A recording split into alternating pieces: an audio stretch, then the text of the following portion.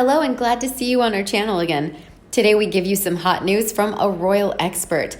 Meghan Markle and Prince Harry are accused of a PR nightmare and public relations disaster for the royal family. Meghan Markle and Prince Harry are under fire from insiders who allege that the Duke and Duchess of Sussex are a PR nightmare for the royal family. Royal experts griped about everything from the Sussex's private jet use to Duchess Meghan allegedly courting the press to break the internet with her guest-edited edition of Vogue UK's September edition. The couple's recent behavior is a public relations disaster for Buckingham Palace, who are having a hard time reining them in, Lady Colin Campbell, author of several books about the royals, told Page Six. Meghan is clearly calling the shots, but she's a minor operator who's playing in the big leagues and mucking it up in the most catastrophic fashion. The top reason for royal criticism is reportedly Prince Harry and Duchess Meghan flying in private jets while preaching about the importance of preventing and minimizing climate change. I spend 99% of my life traveling the world by commercial flights. Occasionally, there needs to be an opportunity based on a unique circumstance to ensure that my family is safe, he explained last week.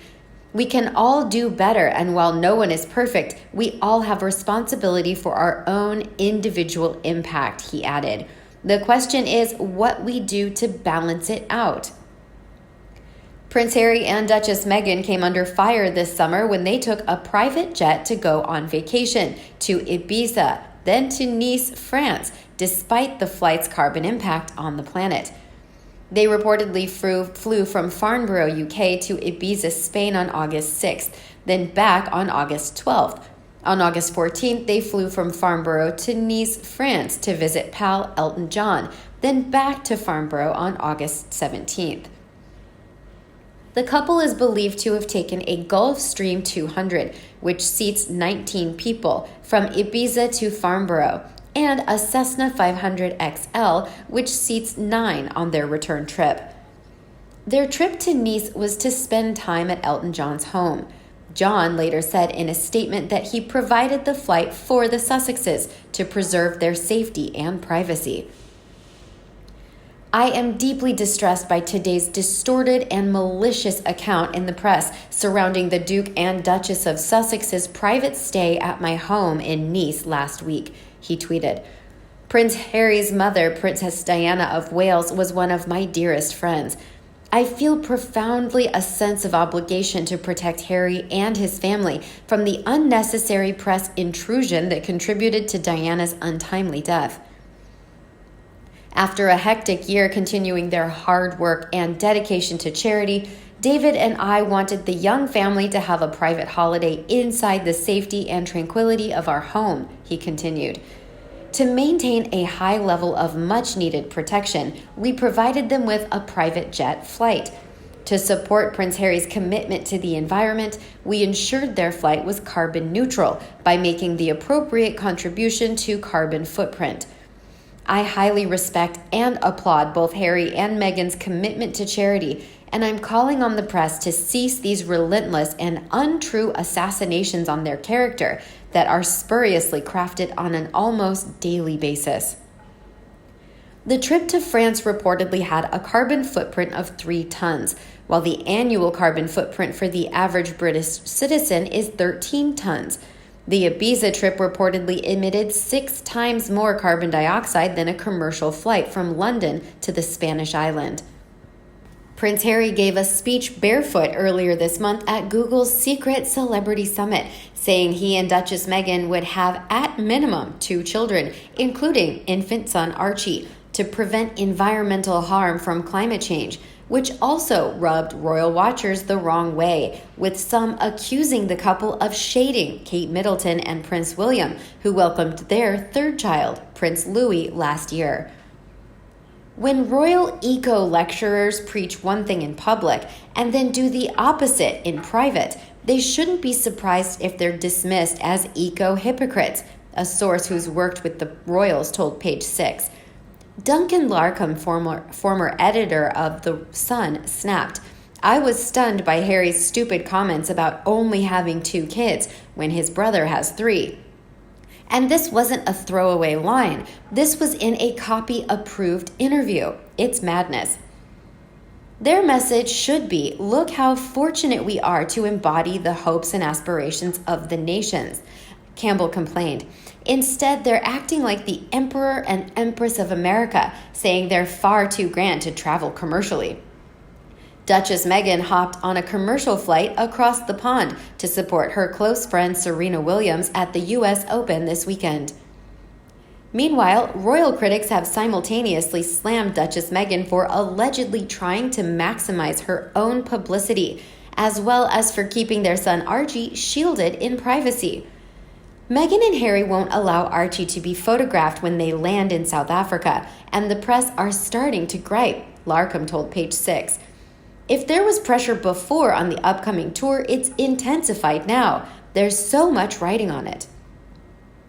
The couple's hiring of publicity firm Sunshine Sachs also drew ire, though the firm was hired to promote Prince Harry's sustainable travel initiative, and he paid the company's fees out of his own pocket, not from taxpayer funds.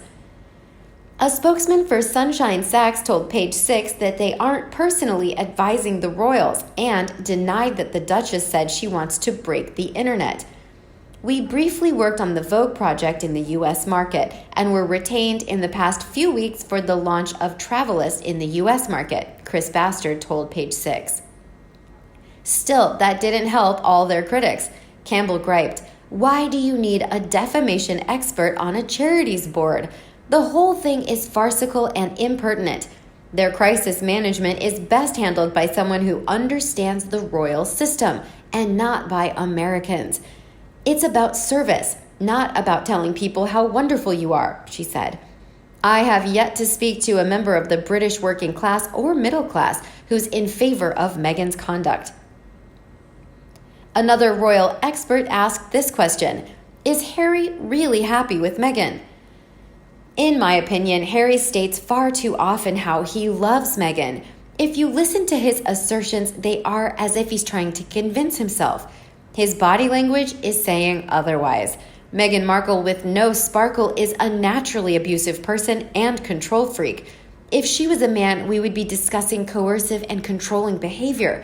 But because she's a woman with a raft of excuses, blame, and even reasons, one being her "I dare you" card where she pushes and pushes, then the dying swan act comes into play, followed by a very poor Sandra Bernard "oh, woe is me" misery act.